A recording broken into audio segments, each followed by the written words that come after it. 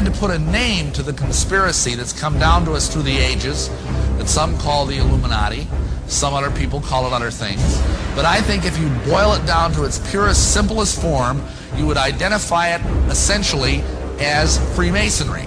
Now that might surprise some of you, but understand that Masonry has been around a long, long time. It may not have always been called Freemasonry, but Masons itself brag about the fact that their first Mason was Tubal-Cain. Now Tubal-Cain, if you know your Bible, was the seventh man from Adam by way of Cain, and he was the guy that invented metalworking.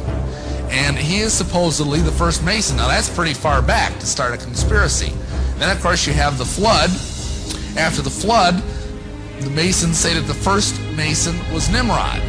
Now of course we all know who Nimrod was. He's the guy that helped build the Tower of Babel. That's pretty good Masonry. He was the person who basically had the idea for a one world government. He wanted to start a United Nations. He had all these great ideas, you know, one world government, all this kind of stuff, new world order.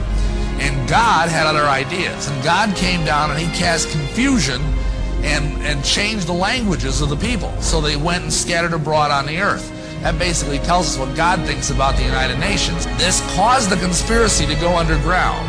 And for centuries it existed in various forms. And if you look in the books, the literature of Masonry, you will find that Masonry says it is the direct linear descendant from the ancient mystery religions, from the ancient fertility cults. Now what does that mean? That sounds sort of exciting and mysterious and exotic.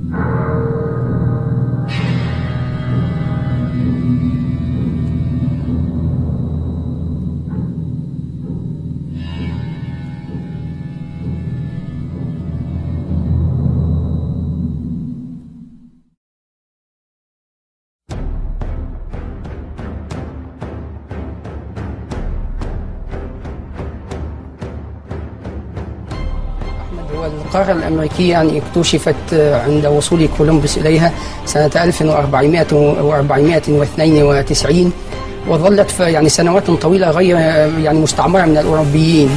والحقيقة أن يعني الفضل في استيطان القارة الأمريكية يعود ليس إلى الحكومات الأوروبية. يعني فكرة استيطان القارة الأمريكية البكر فكرة نبتت في ذهن الحركات السرية، وهي التي تتولى تطبيقها في الفعل.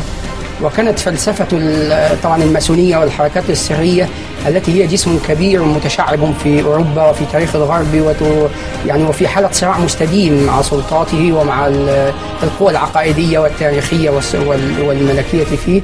كانت فكرة هذه الحركات أن القارة الأمريكية أرض بكر وخالية من العوائق، فليس فيها سلطات وليس لها تاريخ وليس فيها عقائد وليس هناك حواجز تحول بين من يسيطر عليها وبين أن يشكل مجتمعا جديدا بأفكاره هو وبأهدافه هو ولغاياته هو، وأن يسير هذا المجتمع أو هذا العالم الذي سوف يتكون إلى حيث يريد. يعني فيعني يختصر ذلك عبارة يعني تشير في الأدبيات الماسونية هي أنهم فطنوا إلى أن القارة الأمريكية هي التي ستحسم مصير العالم. من يسيطر على هذه الأرض البكر ويتمكن من إقامة عالم فيها بقواعده وقانونه ولغاياته هو الذي سيتمكن مع الوقت من السير بالعالم إلى ما يريد. فطبعا لا نريد الاستطراد في كلام نظري، لكن نقول تاريخيا أن أول عملية استيطان للقارة الأمريكية كانت سنة 1587. هذه المحاولة رائدة، والتي هي أول عملية استيطان تاريخية للقارة الأمريكية الذي قام بها وهو السير والتر ريد، كان أحد كبار أعضاء حركة الروزيكروشن، وهذه الحركة هي توأم الماسونية، ولكنها أكثر منها انغلاقا وأكثر سرية وهكذا. We have before us the opportunity to forge for ourselves and for future generations a new world order, a world where the rule of law, not the law of the jungle, governs the conduct of nations. When we are successful, and we will be, we have a real chance at this new world order. Satan does have plans for a one-world government, and you have to control the money. Illuminized Masonic symbolism is all over America. On the back of the dollar bill on the left-hand side above the pyramid it says Annuit Coeptus, which means our enterprise is now a success, or a crowned success. So what enterprise does it mean? Well, Novus Ordo Seclorum near the bottom, Novus meaning new, Ordo is order, Seclorum is where we get our word secular, meaning the world. So it means new order of the world, simply new world order. So what it's saying is the New World Order is now a crowned success. This was put on the dollar bill in 1934. 1934 is when the Federal Reserve took total control of the United States monetary system. The Fed is essentially controlled by two Illuminati bloodlines, the Rothschilds and the Rockefellers. President Franklin D. Roosevelt, a 32nd degree Scottish Rite Mason, placed the seal on the dollar bill. Roosevelt was also in the Order of the Nobles of the Mystic Shrine, known for its satanic rituals. The pyramid has 13 steps. In fact, the number 13 is on the bill everywhere.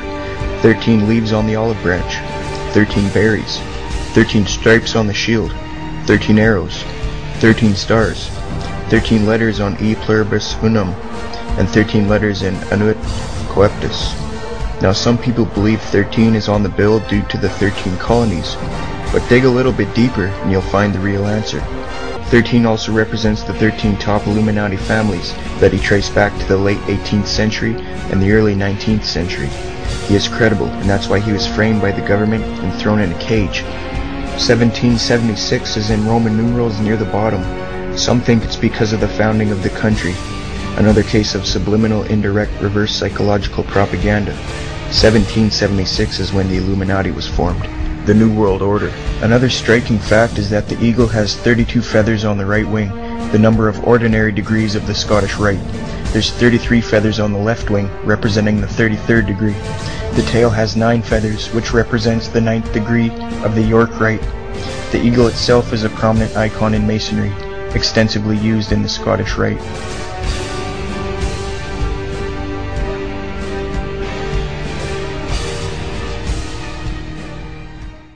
Many of the United States presidents have blood relations with each other.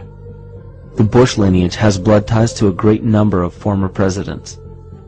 George Washington, Millard Fillmore, Franklin Pierce, Abraham Lincoln, Ulysses Grant, Rutherford Hayes, James Garfield, Grover Cleveland, Teddy Roosevelt, William Taft, Calvin Coolidge, Herbert Hoover, Franklin Roosevelt, Richard Nixon, and Gerald Ford.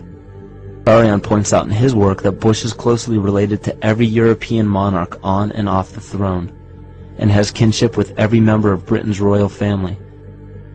Bush's family tree can be documented as far back as the early 15th century. He has a direct descent from Henry III and from Henry VIII's sister Mary Tudor. He is also descended from Charles II of England. And we also find that George W. Bush is a direct descendant of Godfrey the Bullion.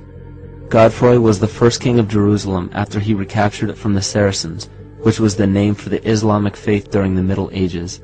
It is interesting to note that the current occupation of the United States in the Middle East was re-established by the same family, George Bush Sr. in 1991, and again by George Bush Jr. in 2003. George Bush Jr. is then found to be a cousin to both opposing candidates of his 2 terms in office, Al Gore and John Kerry. Democratic President Barack Obama also has blood ties with George W. Bush, as well as Gerald Ford, Lyndon Johnson, Harry Truman, James Madison, and the British Prime Minister Sir Winston Churchill. On the opposing side of the 2008 presidential ballot, John McCain is descended from Robert the Bruce, King William I of Scotland, and also Godfrey the Bullion. In either of those first two books, though, who knew you and Dick Cheney cousins? You know, listen, I don't think I'm going to family reunion. I don't know how I'll be greeted. We all know his father, but what about his cousins? A heartbeat away from the presidency is actually a blood relation. He's President Bush's 9th cousin once removed. Cheney's cousin Barack Obama is also Bush's 11th cousin. President Lincoln was President Bush's 7th cousin 5 times removed. And Bush shared more than just a ballot with John Kerry. That's right, they're 9th cousins twice removed.